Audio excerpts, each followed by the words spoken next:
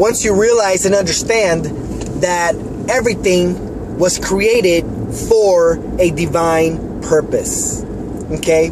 Now, I have been receiving messages through my angels. I mean, come on.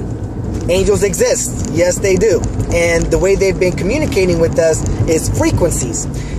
There are certain souls here on earth that have managed to raise their vibrations to such a degree that allows them to lower their vibrations to such a degree that they can meet and transmit information and knowledge.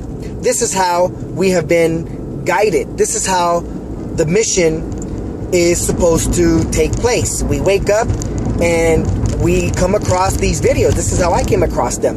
It was by, synchronicity, coincidence. But the fact of the matter is that they have been guiding me every single day, and it's just been absolutely amazing and astonishing. We're talking about Archangel Michael, Gabriel, Raphael, and they all transmit. It's called channeling. That's what channeling is all about. Where they get into a meditative state and they're able to lock in frequencies and transmit information. And so the angels simply transmit the knowledge to the person here on earth, and they are able to just speak, because after all, everything is energy and everything's frequency, and you can do anything when it comes to that, just like a computer.